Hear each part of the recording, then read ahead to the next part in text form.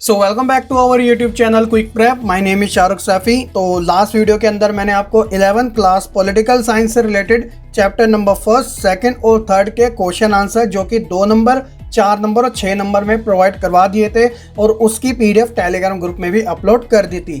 तो आज की इस वीडियो में जो हमारे लास्ट के 3 चैप्टर है, चैप्टर नंबर 4, 5 और 6, जिनके नाम कुछ इस प्रकार से है: न्याय यानी जस्टिस, अधिकार यानी कि राइट्स, और लास्ट है विकास यानी कि डेवलपमेंट। ठीक है, तो ये आपके टोटल 6 चैप्टर, क्योंकि अब की बार जो है वो सिलेबस रिड्यूस हुआ है, वो आपके सेकंड बुक से आने वाले हैं। ठीक है बच्चों, तो मैं आपको एक कंप्लीट पीडीएफ सेकंड बुक की एक ही में बना के टेलीग्राम ग्रुप में दे दूंगा। और आज की इस वीडियो के अंदर मैं आपको वो क्वेश्चन के ऊपर ज़्यादा प्रेफरेंस देने को कहूँगा जिनकी एग्जाम के अंदर जो वेटेज है वो अब की बार ज़्यादा पूछी जा सकती है।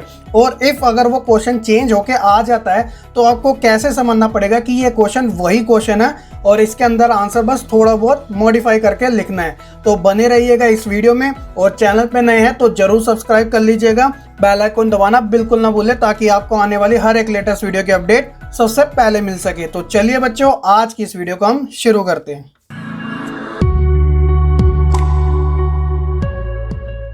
तो बच्चों, आप अपनी स्क्रीन पर क्वेश्चन देख सकते हो। न्याय से आप क्या समझते हैं और इसके जो बेसिक एलिमेंट्स है यानी कि जो आधारभूत तत्व है, आपको उनका उल्लेख करना है। अब ज़्यादातर एग्जाम में आपसे ये जो क्वेश्चन है वो सिर्फ यहीं तक पूछा जाता है, न्याय से आप क्या समझते हैं, जो कि 2 नंबर का होता है। लेकिन याद रखिएगा, जब आपसे पूरा क्वेश्चन पूछ लिया जाएगा आधारभूत तत्वों के साथ, तब ये क्वेश्चन ऑटोमेटिकली 4 से 6 नंबर में कन्वर्ट हो जाएगा। तो इसलिए मैंने आपको पूरा ही क्वेश्चन कंप्लीट कराया विद सॉल्यूशन के साथ, जिसमें आप शुरुआत में न्याय के बारे में थोड़ा सा इंट्रो दोगे कि राजनीतिक विज्ञान में इसका विशेष महत्व है, क्योंकि मानव का जो समाज है ना, जितना पुराना है ना उतना ही न्याय का भी है। पहले राजा प्रजा वाला होता था, अब हमें संविधान के अनुसार जो मौलिक अधिकार प्राप्त करवाए गए हैं उसमें जो सर्वोच्च न्यायालय वो हमारे इन अधिकारों की रक्षा करता है, यानी कि हमें न्याय की सुविधा देता है। ठीक है, और इसके शाब्दिक अर्थ के बारे में भी आप बता दोगे तो ज़्यादा अच्छा रहेगा कि इंग्लिश में से जस्टिस कहा जाता है, और ये जो जस्टिस है ना वह लैटिन भाषा के जस्ट से लिया गया है, जिसका मतलब होता है बॉन्ड ऑफ टाई यानी कि बंधन या बांधना। तो इसलिए मनुष्य जो है एक दूसरे रूप से जुड़ा हुआ है।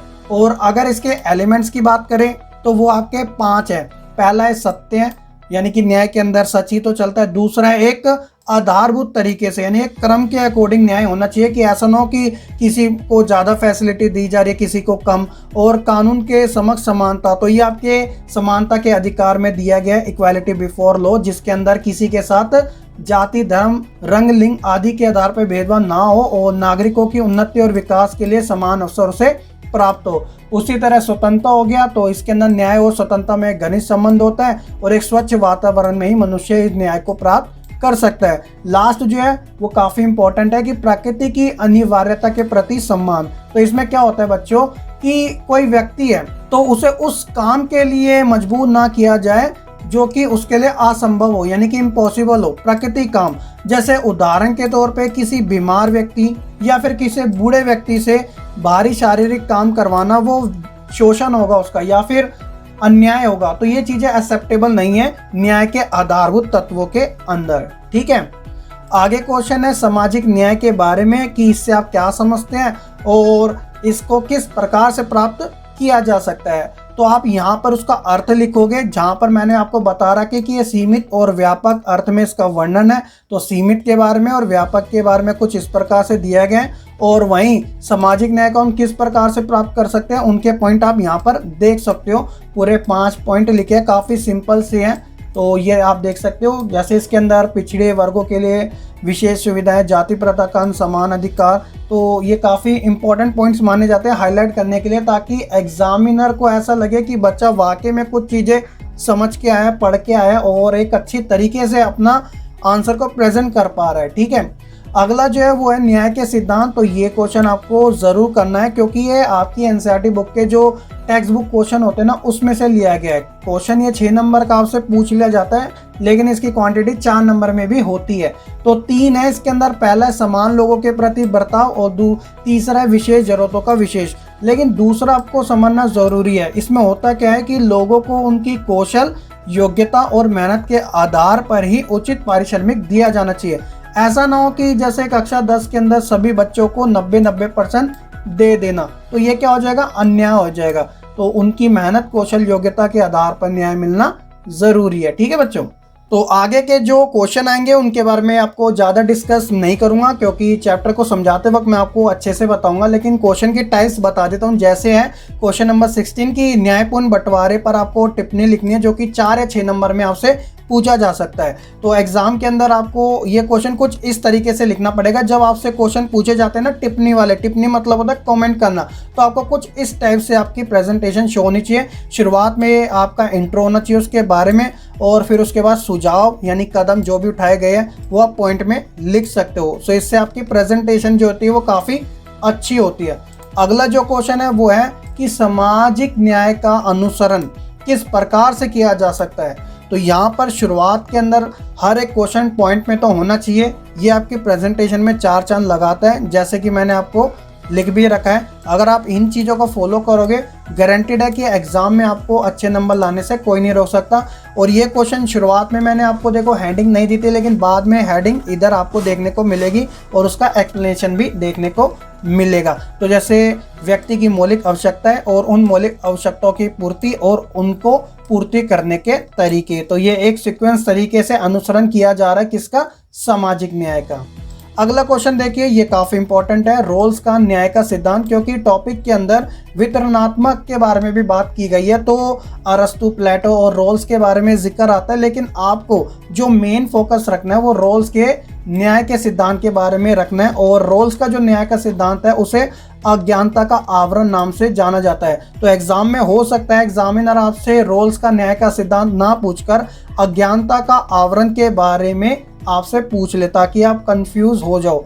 लेकिन आपको कंफ्यूज नहीं होना बच्चों, क्योंकि आप अच्छे से पढ़ के जो जाओगे। ठीक है, अगला क्वेश्चन है बच्चों, मुक्त बाजार तथा राज्य के हस्तक्षेप की तुलनात्मक आपको व्याख्या करनी है, जो कि एग्जाम में 4 या 6 में से आपसे पूछा जा सकता है। तो मुक्त बाजार मतलब होता है ओपन ट्रेड, और राज्यों का हस्तक्षेप मतलब कि इंटरफेयर करना। तो यहाँ पर बात हो रही है गवर्नमेंट वर्सेस प्राइवेट। ठीक है, तो देखिए आपको पॉइंट जो है वो बिल्कुल आपके मार्क्स के अकॉर्डिंग लिखने हैं। अगर आपका 4 नंबर का पूछा जाएगा तो ये वाला जो आपका पोर्शन है ना वो बिल्कुल कॉमन होना चाहिए, चाहे वो 4 में या 6 में।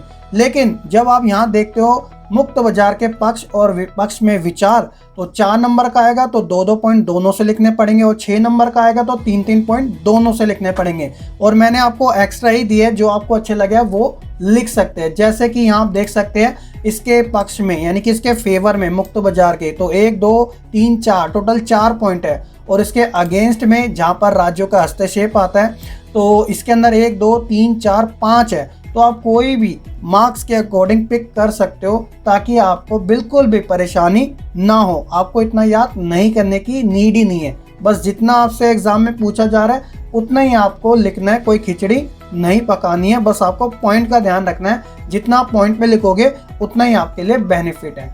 अगला क्वेश्चन देखिए, जो कि आपके चैप्टर नंबर 5 से लिया गया है। तो चैप्टर नंबर 5 का नाम है राइट्स यानी कि अधिकार। तो क्वेश्चन शुरुआती यही है कि अधिकार क्या होते हैं और ये क्यों महत्वपूर्ण होते हैं। अगर आपसे एग्जाम में इतना पूछा जाएगा तो ये 2 नंबर का होगा। अगर थोड़ा सा आपसे आगे पूछ लिया जाए कि अधिकार का दावा करने के लिए उपयुक्त आधार हो सकते हैं, तो तब ये आपका 4 नंबर का बनेगा। ठीक है बच्चों, तो आपको बिल्कुल ऐसे ही लिखना पड़ेगा। अगर 4 नंबर में आ जाए तो शुरुआत में वही 2 पॉइंट और उसके बारे में उसकी इंपॉर्टेंस, और लास्ट में उनका बेस यानी कि आधार, तब जाके आपके 4 नंबर कंप्लीट होंगे। लेकिन ज़्यादातर अधिकार से रिलेटेड जो क्वेश्चन होता है नॉर्मल तरीके से, वो अधिकार क्या है और ये क्यों महत्वपूर्ण है, इसमें ही पूछा जाता है। ठीक है बच्चों, ये ध्यान रखना। अब यहाँ पर बच्चों आपको अगला क्वेश्चन बताने से पहले एक चीज़ मैं शेयर कर देना चाहता हूँ कि आपका अपना चैनल क्विक प्रेप का एक टेलीग्राम ग्रुप भी है, जहाँ पर 980 से ज़्यादा बच्चे ज्वाइन हुए पड़े हैं। और ये जो ग्रुप है वो एब्सोल्युटली फ्री है, इसका कोई चार्जेस नहीं है। और आपको ये ग्रुप क्यों ज्वाइन करना है, क्योंकि जितने भी PDF होती है वो मैं इसी ग्रुप में अपलोड कर देता हूँ, और बच्चे आराम से डाउनलोड करके अपनी स्टडी काफ़ी अच्छे तरीके से कर भी रहे हैं। तो अगर आपने नहीं किया तो लिंक जो है वो डिस्क्रिप्शन में मिल जाएगा। अगर आपको कोई प्रॉब्लम आती है तो आई बटन में मैंने एक वीडियो देख रखी है कि आपको टेलीग्राम ऐप को कैसे यूज़ करना है, वो आप देख लेना आई बटन पर क्लिक करके। ठीक है बच्चों, अब यहाँ पर जो अगला क्वेश्चन है उसको मैं आपके साथ डिस्कस ज़रूर करना चाहूँगा, क्योंकि वो काफ़ी इम्पोर्टेंट है, जिसमें बात की गई है कि अधिकार जो है ना वह राज्य की सत्ता पर कुछ सीमाएं लगाते हैं। यहाँ पर को नहीं है, थोड़ा एरर हो गया, ठीक है। तो कुछ सीमाएं लगाते हैं, उदाहरण सहित आपको व्याख्या करनी है। तो देखिए इसमें आपको कैसे लिखना पड़ेगा, जैसे कि अधिकार यानी जो राइट्स है वह राज्य की सत्ता पर कुछ सीमाएं लगाते हैं। अधिकार बताते हैं कि राज्य सरकार जो है वो क्या नहीं कर सकती। जैसे एग्जाम्पल के तौर पे कि सरकार किसी भी व्यक्ति को कोई उपाधि नहीं दे सकती, और इसका जिक्र संविधान में भी दिया गया है। सरकार जो है बिना कारण किसी भी व्यक्ति को गिरफ्तार नहीं कर सकती, और इसके अलावा व्यक्ति को जीवन और स्वतंत्रता से वंचित नहीं किया जा सकता, क्योंकि वह आज़ाद देश का आज़ाद नागरिक है। और ऊपर से गिरफ्तारी के समय पुलिस के लिए आवश्यक है कि वह वारंट दिखाए, ठीक है। फौजदारी कानून आपने शायद सुना होगा, जहाँ पर पूरा प्रोसेस बताया जाता है। इसका मतलब है कि राज्य की जो सत्ता है वो सर्वोच्च है, लेकिन जनता के लिए वह काम करती है। तो इसलिए लोगों का जो हित है वो सर्वोपरि रखा गया है, ऊंचा रखा गया है, और उनके हितों का कल्याण करने के लिए कार्य करना भी आवश्यक है। क्योंकि जब हम डेमोक्रेसी यानी कि लोकतंत्र की बात करते हैं तो जनता का जनता के लिए और जनता के द्वारा बनाया गया शासन को ही हम लोकतंत्र कहते हैं, जिसके अंदर जनता ही क्या होती है, खुद लीडर होती है। बस वो ये है कि अपने रिप्रेजेंटेटिव को चुनती है ताकि वह उनका विकास कर सके, उनकी समस्याओं को सुन सके। तो आई होप आपने ये चीज़ें पहले भी पढ़ी होगी और आपको अच्छे से पता भी होगी, तो इसलिए ये क्वेश्चन आपके साथ डिस्कस करना ज़रूरी था। अब आगे जो क्वेश्चन है कि शिक्षा के अधिकार को सार्वभौम क्यों माना गया है, तो ये काफ़ी सिंपल सी बात है कि शिक्षा जो है वो तर्क शक्ति का विकास करती है, कौशल को बढ़ावा देती है, समस्याओं का समाधान करने में सहायता करती है, और समाज में एक अलग पहचान भी हमें प्रोवाइड कराते हैं। शिक्षा का काम केवल नौकरी पाना नहीं है, बल्कि व्यक्ति को एक इस प्रकार काबिल बना देना कि वह सही और गलत की अच्छी समझ रख सके। अगला क्वेश्चन है कि मानव अधिकारों की विश्वव्यापी घोषणा कब की गई और इसकी प्रस्तावना की व्याख्या क्या क्या थी। तो बच्चों आपको ये डेट याद रखनी है, और एमसीक्यू जो मैंने आपको कराए थे उसमें से ये क्वेश्चन ऑलरेडी दिया भी था कि 10 दिसंबर 1948 को यूएन की संघ जो है, यूएन आप जानते हो ना, संयुक्त राष्ट्र, तो वहाँ पे जो सामान्य सभा है उन्होंने ये स्वीकार किया था, और 10 दिसंबर को ह्यूमन राइट्स डे होता है, यानी कि मानवाधिकार दिवस मनाया जाता है। तो ये डेट याद रखनी है, 1 नंबर में पूछी जा सकती है। इसकी प्रस्तावना में वही सारी बातें कही गई थी जो मानव के हित से जुड़ी हो। जैसा कि आप यहाँ पर देख भी सकते हैं कि एक ऐसे विश्व की स्थापना करना कि जहाँ पर भाषण और विश्वास की स्वतंत्रता हो, मानव अधिकारों की रक्षा हो, उनके बीच में मित्रतापूर्ण संबंध बने रहे राष्ट्रों के बीच में, और मनुष्य की गरिमा को कायम किया जा सके। ये सभी बातें मानव अधिकारों में रखी गई थी, की गई थी, ठीक है। अगला क्वेश्चन है अधिकार और कर्तव्य में संबंध बताना है। तो ये काफ़ी इंपॉर्टेंट है, और मैं गारंटेड कहता हूँ अगर आप ये पॉइंट पढ़ोगे ना तो डेफिनेटली आपको आराम से समझ आ जाएगा। अगर मैं आपको 2 या 3 लाइनों में समझाऊं तो अधिकार और कर्तव्य यानी कि राइट्स और ड्यूटी के अंदर जो रिलेशन है ना वो बिल्कुल सिमिलर है, यानी कि ये एक दूसरे से जुड़ा हुआ है। कहने का मतलब कि जैसे कि मुझे अधिकार मिला है कि मैं आराम से जी सकता हूँ, कुछ भी बोल सकता हूँ, कुछ भी काम कर सकता हूँ, लेकिन ये तो मेरा अधिकार है। अगर मैं दूसरों को तकलीफ दे रहा हूँ तो मैं क्या कर रहा हूँ, अपने कर्तव्य को नहीं निभा पा रहा। एग्जाम्पल मैं आपको देता हूँ, अगर मैं गली में जाके चिल्लाऊं और ये बोलूँ मुझे तो बोलने की आज़ादी है, मैं स्वतंत्र हूँ, मैं लिबरल हूँ, तो यहाँ तक तो मेरा राइट्स जो है वो ठीक है। लेकिन अब इससे जो दूसरे जनों को प्रॉब्लम हो रही है तो मैं अपने कर्तव्य का पालन नहीं कर पा रहा हूँ। तो इसलिए क्या है कि अधिकार और कर्तव्य दोनों एक दूसरे से जुड़े हुए हैं, ठीक है। तो आप ये 4 पॉइंट पढ़ोगे तो आपको डेफिनेटली काफ़ी आराम से समझ भी आ जाएगा। और ये क्वेश्चन काफ़ी पॉपुलर है एग्जाम में, मैं ये नहीं कह सकता कितने नंबर का आएगा, लेकिन 4 पॉइंट ये बड़े वाले अगर 6 नंबर में आ जाते हैं और आप इन पॉइंट्स को लिख जाते हो तो डेफिनेटली वर्ड्स के अंदर ये कंप्लीट आपका हो जाएगा। अगला क्वेश्चन देखिए जो कि आपके चैप्टर नंबर 6 से लिया गया है। हालांकि ये आपका चैप्टर पहले 10 हुआ करता था। तो विकास से आप क्या समझते हो, और क्या विकास के प्रचलित परिभाषा से समाज के सभी वर्गों को लाभ होता है, या फिर ये चेंज होके ऐसे भी आ सकता है कि आपको उसकी अवधारणा बतानी है, ठीक है। तो विकास का मतलब उन्नति, प्रगति, कल्याण, इन सब से ही रिलेटेड होता है, और उसके बारे में सारी चीज़ें लिखी गई है उसकी प्रचलित परिभाषा की अवधारणा के अंदर ही, जिनका एक ही मकसद होता है लोगों के कल्याण, ठीक है। अब देखिए अगला क्वेश्चन काफ़ी इंपॉर्टेंट है, वो है कि विकास के कल्याणकारी राज्य के मॉडल के बारे में आपको चर्चा करनी है। 2, 4, 6 में से क्वेश्चन पूछ लिया जा सकता है। तो कल्याणकारी मतलब विकास ही होता है। तो वह राज्य जो लोगों के बारे में सोचे ताकि समाज का भी भला हो और लोगों का भी भला हो। तो परिभाषा जो आप कैंट के अनुसार लिख सकते हो, डॉक्टर अब्राहम के अनुसार लिख सकते हो। इससे क्या होता है कि आपकी प्रेजेंटेशन में 4 चांद लग जाते हो जब आप इन लोगों के नाम यूज़ करते हो, इनकी परिभाषाओं को एग्जाम में यूज़ करते हो। उसी तरह अगर इनकी विशेषताओं की बात की जाए तो जैसे कि राज्य जनता की भलाई का साधन है, समान अधिकार यहाँ पर दिए जाते हैं, विशेष सुविधाओं का अभाव होना चाहिए। ऐसा ना हो कि किसी एक वर्ग को सारी सुविधाएं दे दो और जो बाकी वर्ग है उन्हें अछूत रखा जाए। नहीं, ऐसा बात नहीं होती कल्याणकारी राज्यों में। और इनके जो कार्य क्षेत्र होते हैं उसके अंदर भी वृद्धि होनी चाहिए, तभी तो लोगों का विकास हो सकेगा। और ये बात भी कही जाती है कि व्यक्तियों की आय में कुछ अंश तक विषमता का अंत होना चाहिए। यानी कि इसमें यह होता है कि कल्याणकारी राज्य में आय का सीमित होना पुनर्वितरित किया जाता है और इसके लक्ष्य प्राप्ति के लिए ऊंचे कर लगाए जाते हैं। यानी कि जिसकी जितनी आय अधिक होगी उसके ऊपर ही उतने टैक्स लगाए जाएंगे। कोई हरगिज नहीं है, आप जाओ जितना कमाना जाओ उतना कमाओ, लेकिन आप नियम के अनुसार टैक्स को भी भरते रहो। और वो जो टैक्स है वो उन लोगों के लिए इस्तेमाल किया जाता है जो कि गरीब तबके के लोग होते हैं, जिन्हें हम पिछड़े वर्ग के लोग मानते हैं। ठीक है। सार्वजनिक शिक्षा, ऐसा नहीं हो सकता कि कल्याणकारी राज्य के अंदर सार्वजनिक शिक्षा की बात ना की जाए। बूढ़ों को, अपाहिजों को, अनाथों को सहायता का आश्वासन देना, ये सारी चीजें आपको कल्याणकारी राज्यों में देखने को मिलती है। इफ अगर आपसे एग्जाम में इसके सिर्फ कार्य पूछ ले जाते हैं तो देखिए मैंने 11 कार्य आपके लिए लिखे हैं। कोई भी आप 6 कार्य को हेडिंग बना के उसके बारे में थोड़ा थोड़ा एक्सप्लेन कर सकते हो। जैसे कि कल्याणकारी राज्य के कार्य की बात की जाए तो कानून तथा व्यवस्था का पालन करना, बाहरी आक्रमणों से सुरक्षा, न्याय का प्रबंध करना, दूसरे राज्यों से संबंध अच्छे बनाए रखना, शिक्षा का प्रसार, स्वास्थ्य, सफाई, नौकरी देना, गरीबी दूर करना, उद्योग व्यापार के लिए नियम बनाना, सामाजिक सुरक्षा देना और आयात निर्यात के नियम बनाना। तो ये सब किसके कार्य हैं? राज्यों के कार्य हैं। तो आई होप कि आप इनके बारे में अच्छे से जरूर समझ चुके होंगे बच्चों।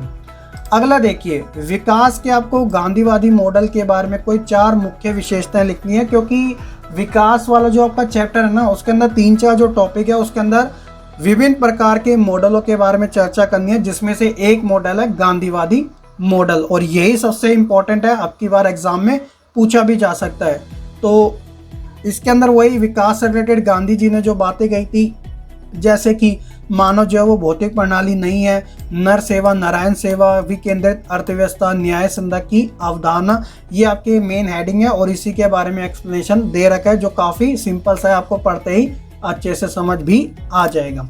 और लास्ट जो क्वेश्चन है वो है विकास के कोई 4 लक्ष्य कौन कौन से होते हैं। तो वही है, काफ़ी टाइम से हम पढ़ते आ रहे हैं कि गरीब जनता की भलाई करना, एक ऐसे लक्ष्य का निर्माण करना जो आर्थिक पुनर्निर्माण करके गरीबी और बेरोजगारी को दूर कर सके, प्राकृतिक संसाधनों का विकास कर सके और साथ ही जो विकसित और विकासशील देश है वह अपने आप को सेल्फ इंडिपेंडेंट यानी कि आत्मनिर्भर बना सके। और आजकल तो हमारे देश के प्रधानमंत्री हमको इसी बात के लिए तो प्रेरणा देते हैं कि आत्मनिर्भर हमें बनना है। ठीक है। तो ये सब चीज़ें विकास के लक्ष्य में गिनी जाती है। तो बच्चों ये थे हमारे कुछ क्वेश्चन लास्ट के 3 चैप्टर के। और बहुत बच्चों की रिक्वेस्ट भी आ रही थी कि सर आप प्लीज़ बाकी के जो चैप्टर रह गए उनके भी क्वेश्चन प्रोवाइड करा दीजिएगा। तो आज की इस वीडियो में मैंने वो भी करवा दिए और टेलीग्राम ग्रुप में इसकी मैं PDF डाल दूंगा। हो सके तो सेकंड बुक की एक ही PDF बना के उसे मैं टेलीग्राम ग्रुप में अपलोड कर दूंगा ताकि आपको कंफ्यूजन ना हो, ना ही इधर उधर सर्च करना पड़े। ठीक है बच्चों। तो आई होप कि आपको ये सब अच्छा लगा होगा। तो आप सपोर्ट दिखाइएगा लाइक कमेंट शेयर करके और साथ ही कमेंट करके अपना फीडबैक जरूर दीजिएगा। तो चलिए फिर आज की इस वीडियो में इतना ही। मैं मिलूंगा आपको फिर एक नई वीडियो के साथ। खत्म, bye bye, tata, good bye, गया।